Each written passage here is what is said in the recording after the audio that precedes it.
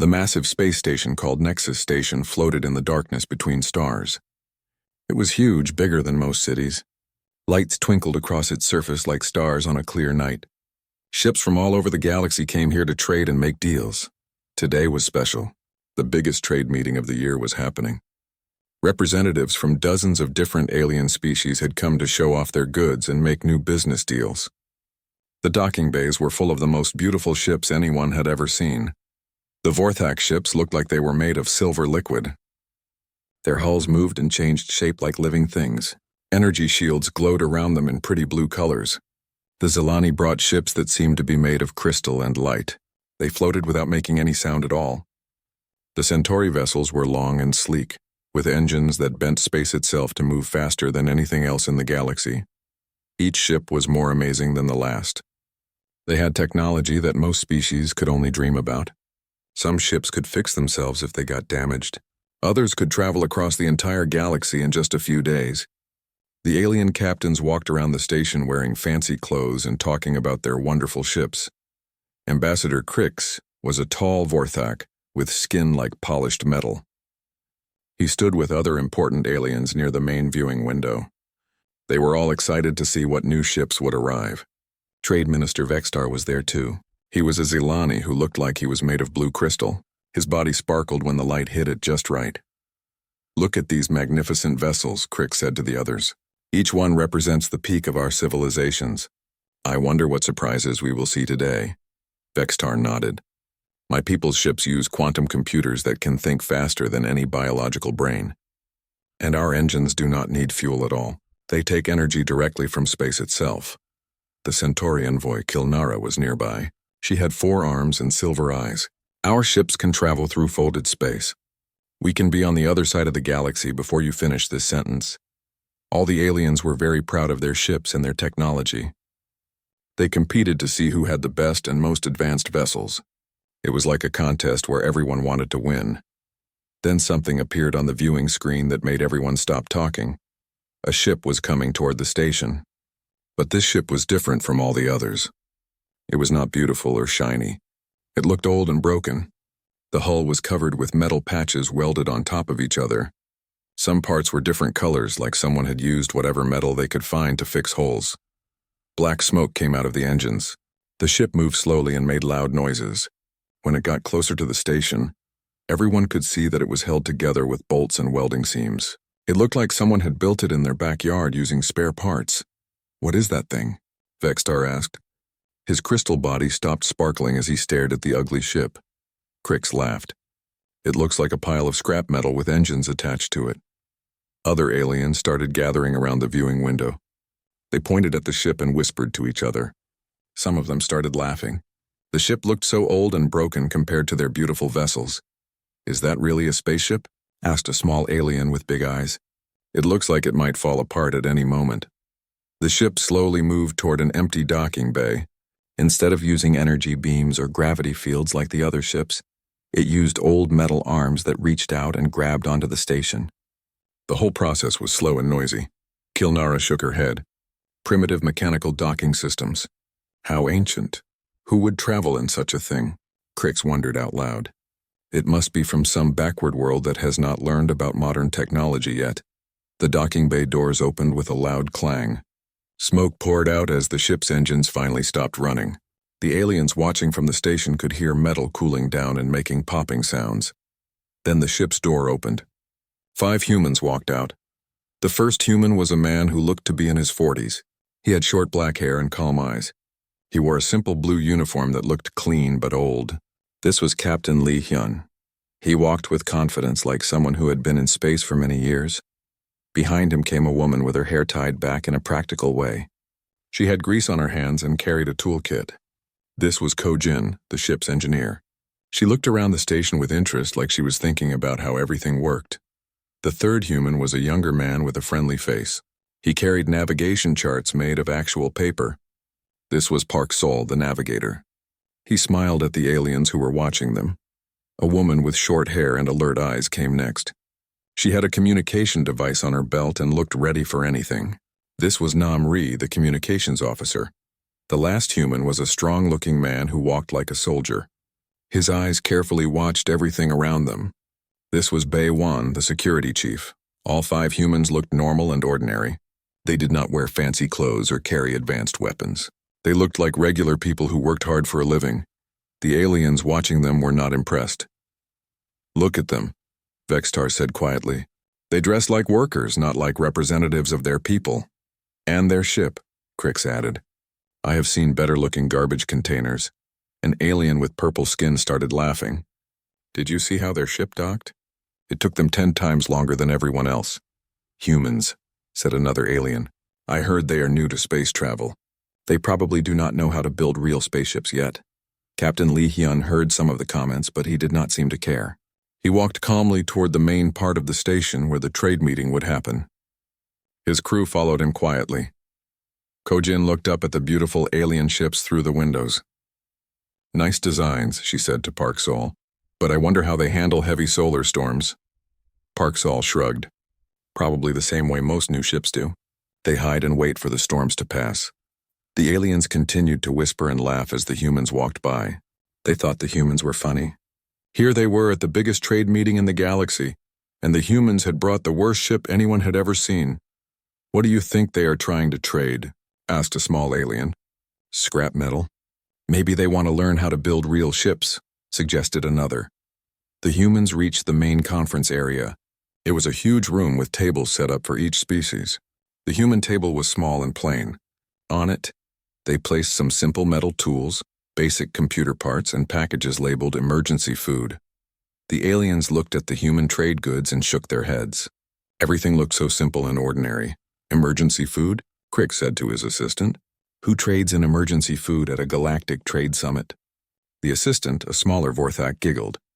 "Maybe they do not have real food on their world." Vextar walked over to look at the human goods. He picked up one of the metal tools. It was heavy and well made, but it looked old-fashioned. "This is the kind of tool my people used 1,000 years ago," he said loudly enough for others to hear. More aliens came to look at the human table. They whispered to each other about how primitive everything looked. Some of them started making jokes. "Are those real computer parts?" asked an alien with tentacles instead of arms. "They look like museum pieces." Namri, the communications officer, heard this. She smiled politely. "They work just fine," she said in simple words. The alien laughed. "I'm sure they do in a basic way. But our computers can process information 1,000,000 times faster." Captain Lee Hyun sat down at the human table. He did not look upset or embarrassed. He just waited patiently for the trade meeting to begin. His crew sat with him, also calm and quiet. Around them, the aliens continued to show off their amazing technology and beautiful ships. They talked about quantum drives and energy shields and computers that could think. They spoke in big words about advanced science that the humans probably could not understand. But the humans just sat quietly and waited. They did not try to compete or show off.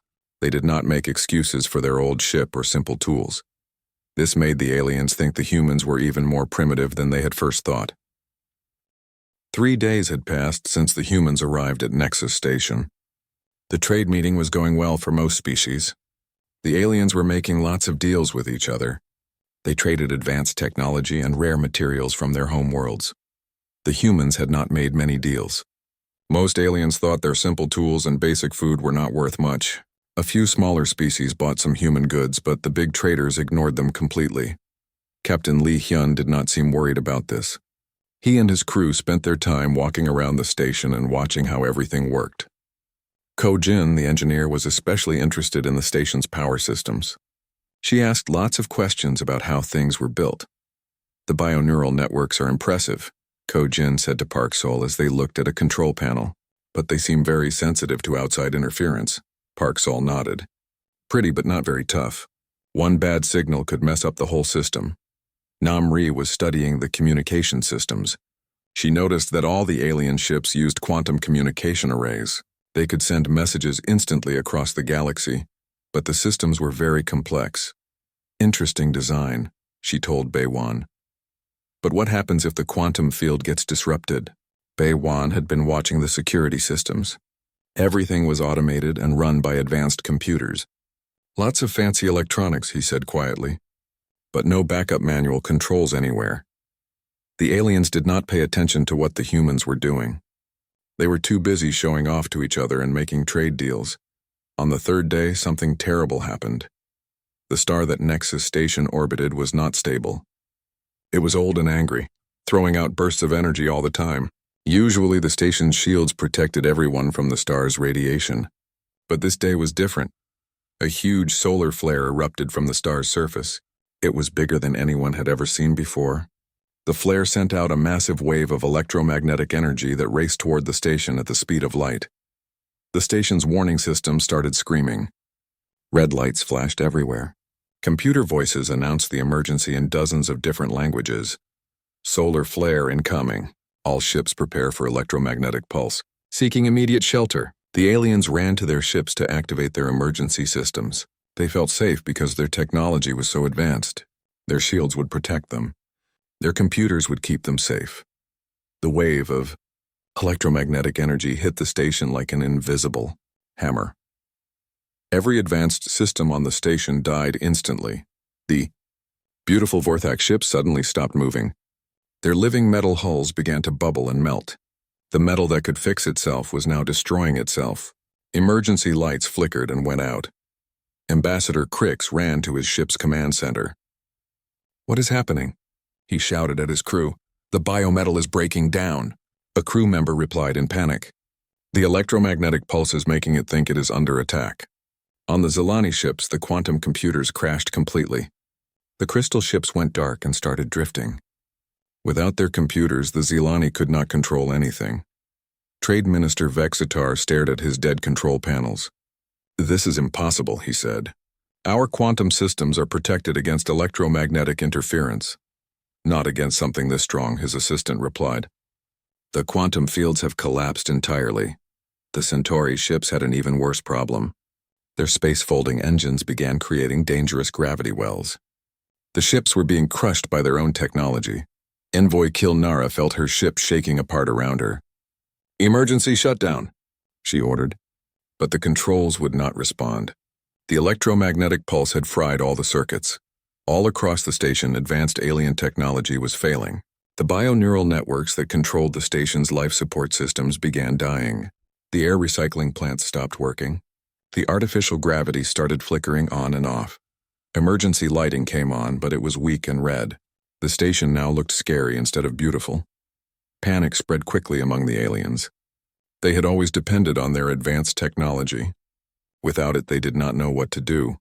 "The emergency escape pods," someone shouted. Aliens began running toward the escape areas, but there was a big problem. The station was built to hold thousands of beings during trade meetings. The escape pods could only hold a few hundred. Most of the aliens would be left behind. Fighting broke out as different species tried to claim the escape pods for themselves. The Vorthak said their biometal poisoning made them the most urgent cases. The Zilani argued that their quantum sensitivity made them priority evacuees. The Centauri claimed diplomatic immunity. In all the chaos and shouting, no one noticed that the humans were not panicking. Captain Li Hyun stood calmly in the main trade area, talking quietly with his crew. They did not seem scared or worried. They looked like people who were thinking about a problem and trying to solve it. "How bad is it?" Li Hyun asked Ko Jin. The engineer had been checking readings on a small device she carried. The EMP was bigger than anything in the safety protocols. "All the advanced systems are down. The station is running on emergency power only." "How long do we have?" Park Sol asked. "Hard to say," Ko Jin replied. "But the life support systems are failing. Maybe 6 hours before the air gets too thin to breathe." Namri had been trying to contact other ships with her communication equipment. Most of the alien vessels are completely dead. A few have basic emergency power, but their crews cannot control anything. Baewan pointed toward the escape pod areas. "They are fighting over the pods. At this rate, they will damage the pods too." Captain Li Hyun thought for a moment. Then he walked toward Admiral Yoon Jae, who was the human representative stationed on Nexus Station. Yoon Jae was trying to help coordinate the emergency response, but the alien commanders were not listening to him.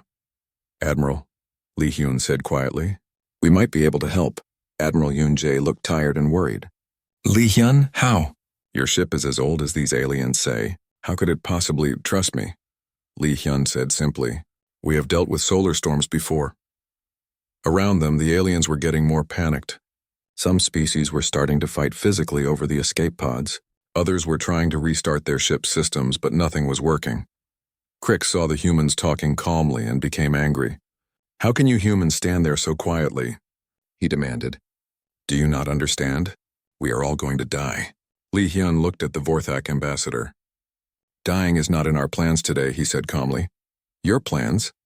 Vextar had overheard. "What can you possibly do? Your ship is the most primitive vessel here." Other aliens began to gather around. They were desperate and scared. Some of them were angry that the humans seemed so calm when everyone else was panicking. "You humans do not even understand the danger," said an alien with purple skin. "Our most advanced ships cannot function after an electromagnetic pulse like that." "Your old junk ship certainly cannot help us," Ko Jin spoke up. "Actually, our ship is running just fine." The aliens stared at her. They could not believe what she had said. "Impossible," Crick said. "Nothing could survive that electromagnetic pulse. Our sensors showed it was strong enough to fry any electronic system."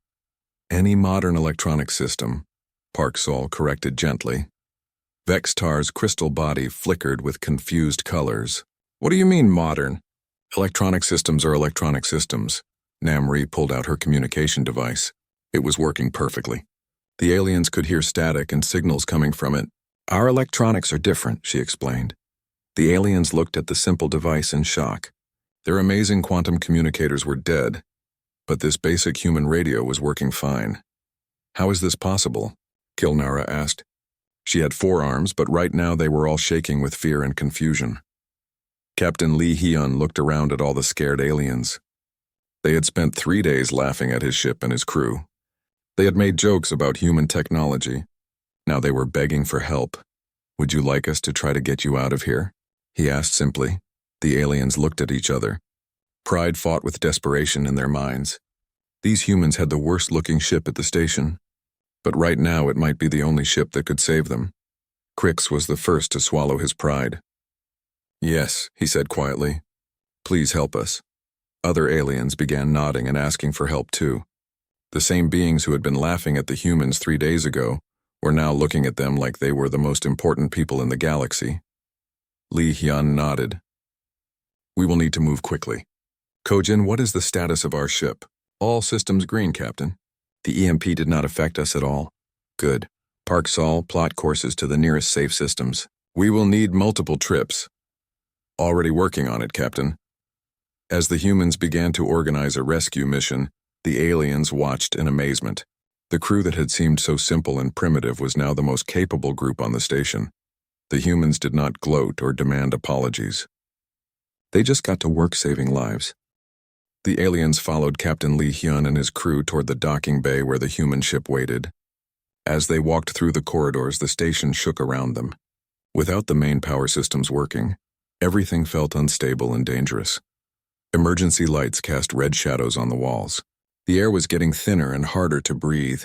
Some of the smaller aliens were already having trouble walking. "How much time do we have?" Ambassador Crix asked.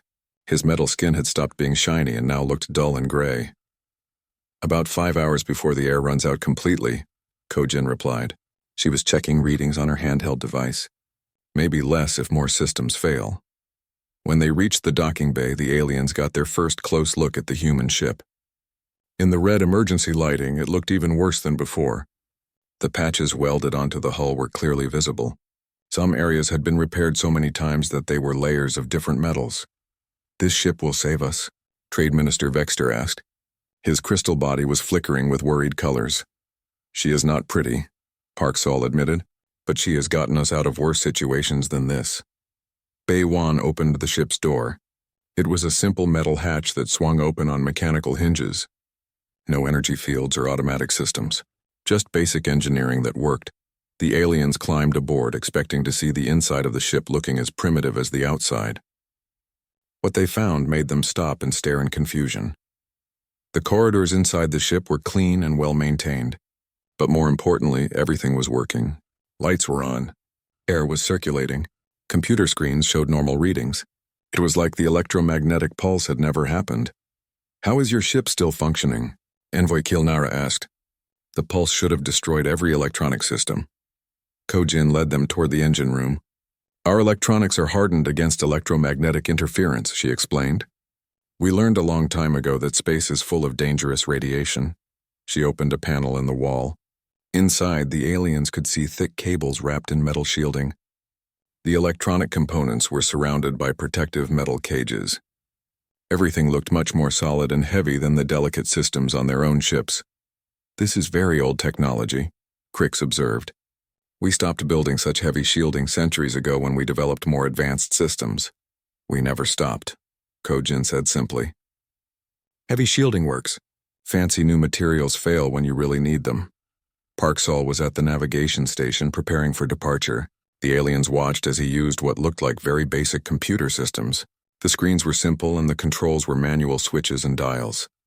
"Your navigation system looks so primitive," said a small alien with big eyes. "How do you plot courses through space with such basic equipment?" Parksall smiled. "The same way humans have been doing it for hundreds of years. We use math, physics, and careful observation." He showed them star charts that were actually printed on paper. "These charts have information about stellar phenomena that your quantum computers cannot detect." "Impossible," Vextar said.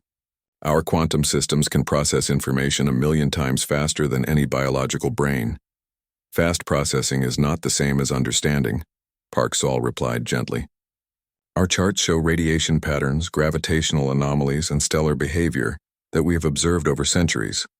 Your computers are fast, but they only know what they have been programmed to know." Namri was at the communication station. She was already making contact with ships in nearby systems, coordinating rescue efforts. The aliens watched in amazement as her simple radio equipment cut through interference that their advanced systems could never penetrate. "How are you getting such clear signals?" asked an alien communications expert. "The electromagnetic interference should make all communication impossible. Our radios use multiple frequency bands and error correction protocols," Namri explained. "When one frequency gets blocked, we switch to another. When the signal gets corrupted, our computers fix it automatically. But those are very old techniques," the alien expert protested. "We abandoned those methods when we developed quantum communication." "Old does not mean bad," Namri replied. "Sometimes the old ways work better than the new ways." Kojin began starting up the ship's engines. The aliens felt the vibration through the deck as the massive fusion reactors came online. It was not the smooth, silent operation they were used to on their own ships. This felt powerful and solid. "Your engines are so loud," complained an alien passenger, "and they vibrate the whole ship." "Fusion engines have to be powerful to push a ship this heavy through space," Kojin explained. "All our shielding and armor makes us much heavier than your ships. But it also makes us much stronger."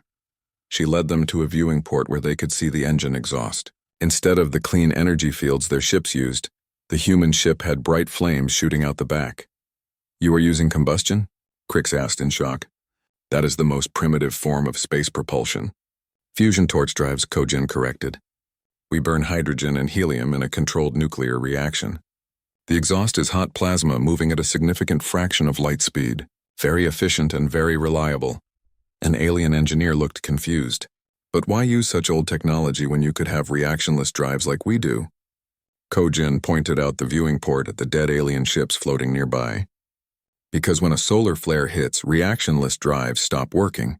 Fusion drives keep burning." Captain Lee Hyun joined them in the engine room. "Is everyone aboard?" he asked Bae Wan. "All passengers secured, Captain. We have representatives from 12 different species." "Good. Kojin, are we ready for departure?" "All systems green. Fusion reactors at full power. Magnetic field generators operating normally." The aliens looked around nervously. "Magnetic field generators?" Kilnara asked. "Radiation shielding," Lee Hyun explained. "Our ship generates a magnetic field that deflects charged particles. Solar wind, cosmic rays, electromagnetic pulses. The field pushes dangerous radiation away from the ship." Vextar's crystal body flickered with realization. "That is why the electromagnetic pulse did not affect your systems. You were protected by your own magnetic field." "Partially," Lee Hyun agreed. "The field helps, but our main protection is proper engineering. We build our systems to survive in a hostile environment." The ship began to move away from the station. Through the viewing ports, the aliens could see their own dead vessels floating helplessly in space. Ships that had cost billions of credits and represented the height of their civilization's technology were now useless pieces of metal. But the old, patched human ship was flying normally. as if nothing had happened. "How old is this ship?" Crix asked quietly. "The hull was laid down about 800 years ago," Captain Li Hyun replied. "But we have been upgrading and improving her ever since." 800 years? The alien stared at him in shock. "This ship is 800 years old?" "The design is older than that," Park Sol added.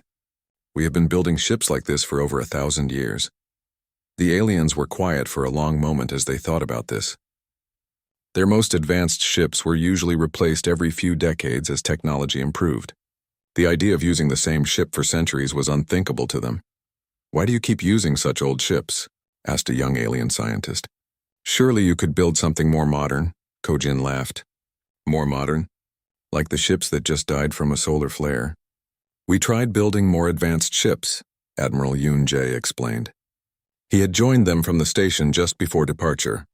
About 300 years ago, humans went through a phase of trying to build ships like other species used. Energy shields, quantum computers, reactionless drives, all the latest technology. "What happened?" Vexter asked. "They kept breaking down," Yoon Jae said simply. "Space is dangerous. Solar flares, cosmic radiation, gravitational anomalies, magnetic storms. All the fancy new technology failed when we needed it most. So we went back to building ships that work." The aliens began to understand that they had completely misjudged the humans. What they had thought was primitive technology was actually highly advanced survival engineering. "Your ship is not old," Kilnara said slowly. "It is refined." "We prefer to think of it as proven," Captain Li Hyun said. As the ship flew through space toward the nearest safe system, the aliens looked around with new eyes. Every system on the ship was built to last. Nothing was fancy or flashy, but everything worked perfectly. The simple metal tools the humans had brought to trade were not primitive artifacts. They were precision instruments designed to work in any environment. The basic computer parts were not outdated technology. They were robust components that could survive conditions that would destroy more delicate systems. Even the emergency food rations were more than they seemed. The packages contained perfectly balanced nutrition designed to keep people healthy during long space voyages. They could last for years without refrigeration and provided everything a body needed to survive. "We have been fools," Crix said quietly to Vextar. "We thought we were so advanced, but we built ships that could not survive a solar storm." "The humans have been traveling through space longer than most of our species," Vextar replied. "They have learned lessons that we never had to learn." The human ship moved steadily through space, carrying its cargo of alien passengers toward the nearest safe system. But Captain Li Hyun was not satisfied with saving just these few beings. Back at Nexus Station, thousands more were trapped and running out of time. "How many people are still on the station?" Li Hyun asked Admiral Yoon Jae. The Admiral checked his portable computer. "Almost 3,000 beings from 47 different species. The emergency life support will fail in about 4 hours. The alien passengers heard this and became worried again. They were safe now, but their friends and colleagues were still in danger. "Can you go back for more?" Ambassador Crix asked. "Your ship saved us, but what about everyone else?" "That is exactly what we plan to do," Li Hyun replied. "But first we need to get you somewhere safe and take on more supplies." The nearest inhabited system was only 2 hours away at the speed the human ship could travel. It was a small trading post called Haven Point, run by a species called the Kepler who were known for being helpful and practical.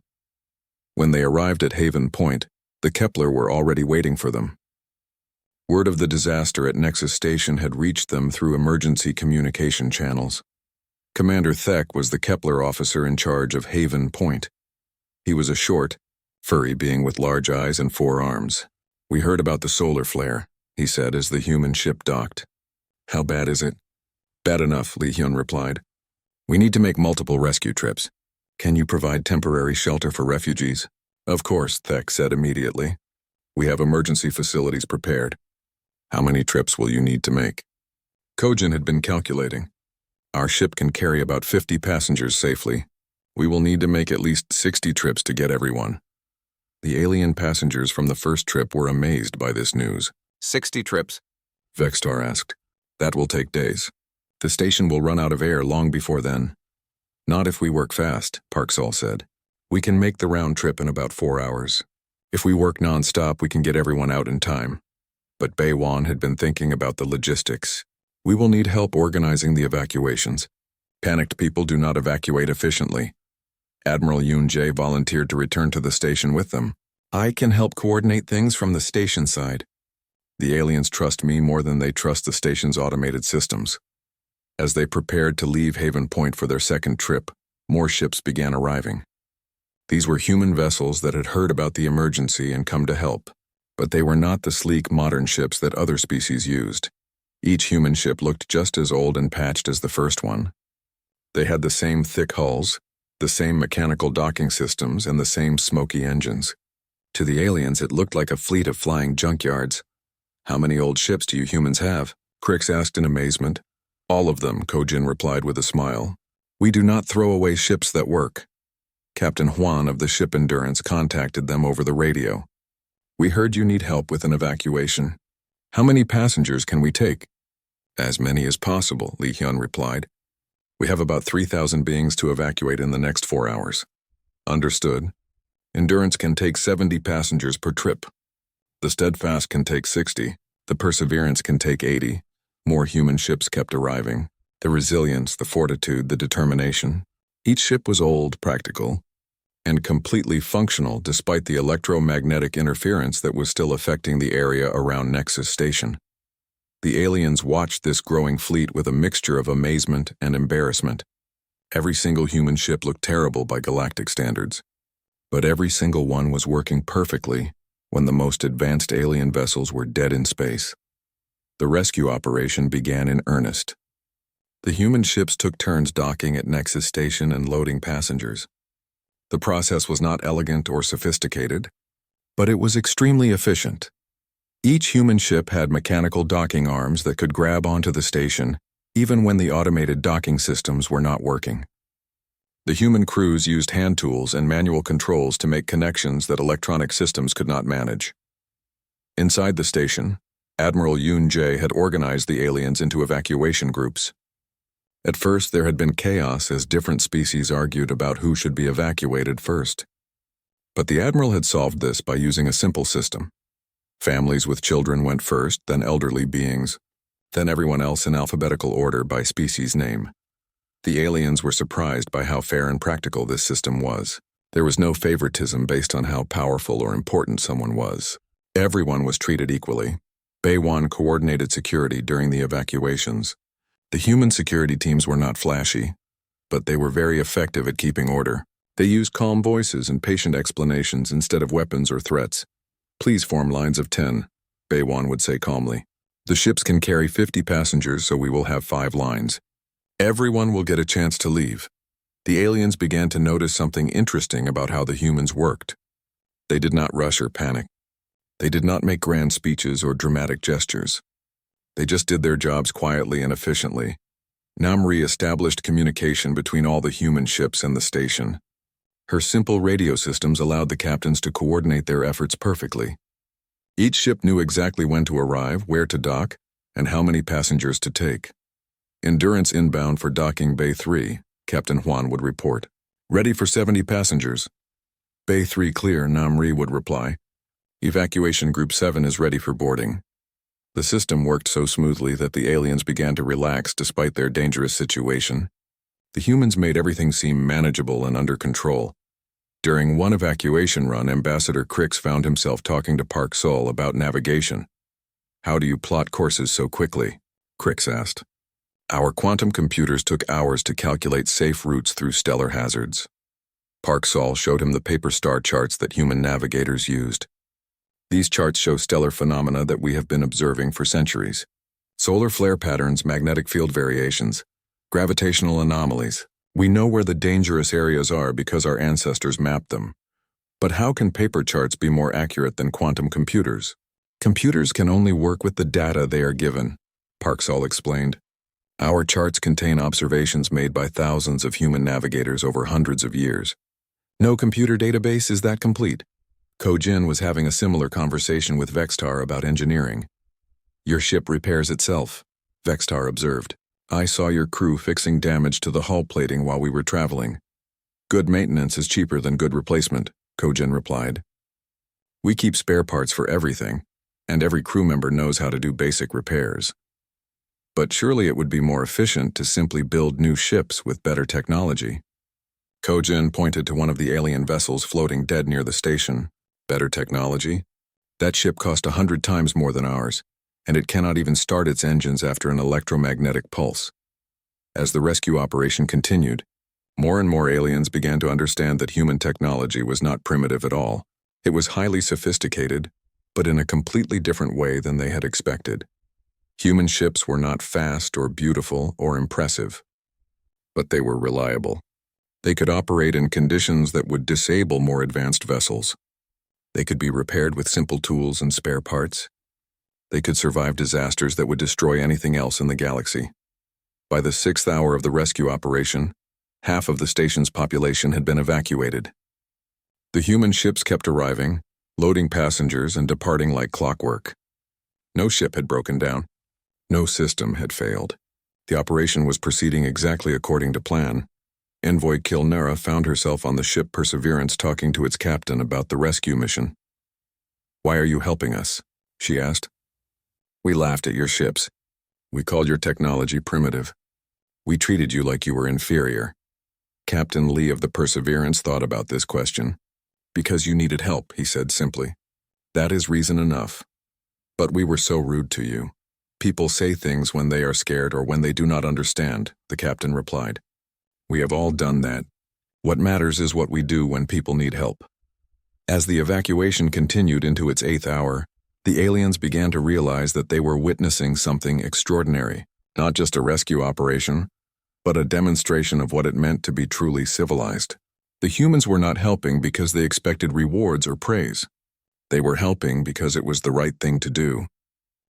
The last evacuation ship departed from Nexus Station just as the emergency life support systems finally failed completely. Every single being on the station had been rescued. Not one life was lost. Captain Lee Hyun stood on the bridge of his ship, watching the empty station through the viewing port. The once bright trading center was now dark and dead, floating silently in space, but everyone who had been aboard was safe. "All passengers accounted for, Captain," Baewon reported. The last group included the station maintenance crew and security personnel. "Good work, everyone," Lee Hyun said to his crew. "Let us head back to Haven Point." The fleet of human ships traveled together toward the safe harbor. Behind them, alien recovery vessels were finally beginning to arrive. These ships had come from distant systems where the electromagnetic interference from the solar flare had not reached. They would tow the dead alien vessels to repair facilities. At Haven Point, the rescued aliens were being housed in temporary facilities. The Kepler had provided food, shelter, and medical care for everyone. It was crowded, but no one complained. They were all grateful to be alive. Ambassador Crix found Captain Lee Hyun in the human section of the refugee area. The captain was sitting quietly, filling out reports on a simple paper tablet. "Captain," Crix said formally, "I owe you an apology." Lee Hyun looked up from his paperwork. "For what?" "For laughing at your ship. For calling your technology primitive. For treating you and your crew like ignorant primitives." "There is no need to apologize," Lee Hyun replied calmly. "You judged based on what you could see. That is natural. But we were so wrong," Crix continued. "Your ship saved us all. Your technology worked when ours failed completely." Other aliens had gathered around to listen to this conversation. Trade Minister Vextar stepped forward. "I have been thinking about our technology," Vextar said. "We have spent centuries making our ships faster, more efficient, more beautiful. But we forgot to make them reliable." Envoy Kilnara nodded in agreement. "Our quantum computers can process information incredibly fast, but they stop working completely if anything disrupts the quantum fields. Our biometal hulls can repair small damage automatically," Crix added, "but they dissolve completely if they encounter the wrong type of radiation." Kojin had been listening to this conversation. "Every technology has trade-offs," she said gently. "Fast computers are usually fragile. Self-repairing materials are usually unstable. There is no perfect solution. But your ships seem to avoid these problems," observed an alien engineer. "How do you do it?" Parksall joined the conversation. "We use older technologies that we understand completely. Our computers are slower, but they are reliable. Our hulls cannot repair themselves, but they can survive almost anything. We also design for the worst-case scenario," Namri added. "Every system on our ships has backups. If something breaks, we can fix it or work around it. Admiral Yoon-jae had been coordinating with alien governments to arrange transportation for the refugees. He came over to update everyone on the situation. The Vorthak government is sending ships to pick up their people, he reported. The Zilani have offered to provide temporary housing for smaller species. The Centauri are organizing a relief fund. What about the trade summit? Asked a small alien trader. Will it be rescheduled? Actually, Admiral Yoon-jae said with a slight smile, several species have already contacted me about establishing trade relationships with humanity. The aliens looked surprised. Before the disaster, none of them had been interested in human goods. What changed? Fextar asked. We have been thinking about your emergency supplies, explained a Zilani trader. Those food rations you brought to the summit? They are perfect for long space voyages. They last for years without spoiling and provide complete nutrition. And your tools, added a Vorthak engineer. They are simple, but they work in any environment.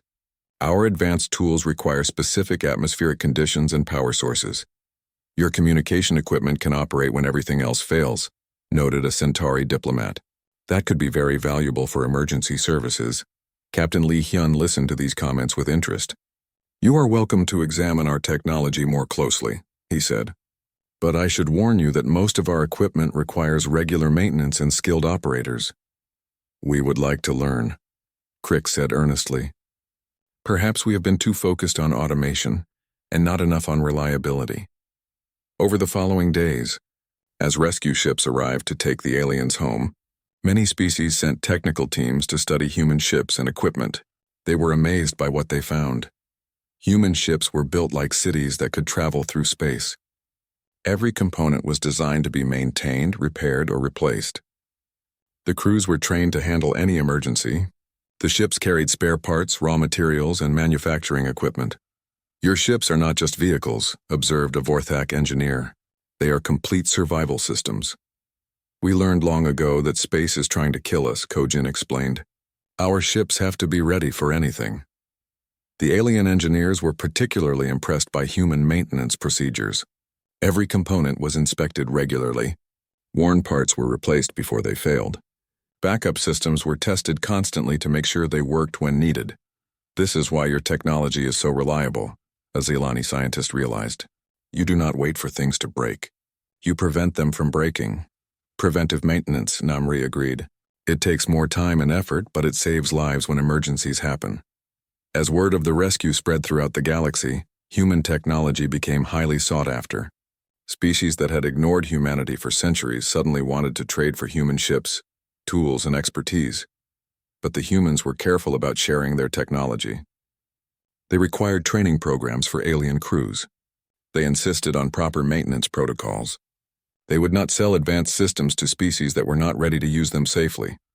Why are you being so cautious? Asked a government representative who wanted to buy human ships for his military. Because our technology is not just about the machines, Captain Lee Hyun explained. It is about the knowledge, experience, and discipline needed to use the machines properly. You cannot simply buy a human ship and expect it to work like your old ships, Kojin added. Our ships require skilled crews who understand every system completely. The trade summit was eventually rescheduled and held at a different location. But this time the human delegation was seated at the head table with the most important species in the galaxy. The simple metal tools that aliens had mocked were now premium trade goods. The emergency food rations were purchased by every species for their exploration fleets. The basic communication equipment became standard safety gear throughout the galaxy. But more than the technology itself, what impressed the aliens was the human approach to engineering and survival. Human ships were built to last centuries. Human crews were trained to handle any situation. Human culture valued reliability over flashiness, function over form. Ambassador Crix approached Captain Lee Hyun on the last day of the rescheduled summit. I have been authorized by my government to make an offer, Crix said formally. We would like to commission human shipyards to build vessels for the Vorthak fleet. We would be honored, Lee Hyun replied. But you understand that human ships are not fast or beautiful like your current vessels? We understand, Crix said firmly. We have learned that beautiful ships are useless if they cannot protect their crews. Similar offers came from other species. The Zilani wanted human-designed communication networks. The Centauri requested human-trained emergency response teams. Dozens of smaller species asked for human ships and equipment. Captain Lee Hyun stood once again on the bridge of his ship as they prepared to depart the summit. But this time they were not leaving alone. A convoy of alien ships accompanied them, flying in formation toward human space to begin joint technology projects. Through the viewing port, Lee Hyun could see his old ship reflected in the polished hulls of the alien vessels. The patches and welds were still visible. The engines still smoked. But now the aliens saw these things differently. The patches showed that the ship could be repaired. The welds demonstrated that it was built to last. The smoking engines proved that they would keep running when everything else failed. "Captain," Parksall said from the navigation station, "we are receiving a priority message from Earth. Put it through." The message was from the Human Space Council. "Captain Lee Hyun, your actions at Nexus Station have brought great honor to humanity. You have shown the galaxy that true advancement comes not from building the newest technology, but from mastering the technology we have." Lee Hyun smiled and looked at his crew. Kojin was already planning improvements to their ship's systems. Parksall was studying new star charts sent by grateful alien navigators. Namri was coordinating communications between the human and alien ships in their convoy. Baywan was reviewing security protocols for the upcoming joint missions. They were the crew of an 800-year-old ship, using technology that was over 1,000 years old. But they had just become the most respected engineers in the galaxy. As the convoy traveled toward human space, word spread ahead of them. More human ships were launching to meet them, each one looking as rough and practical as the last.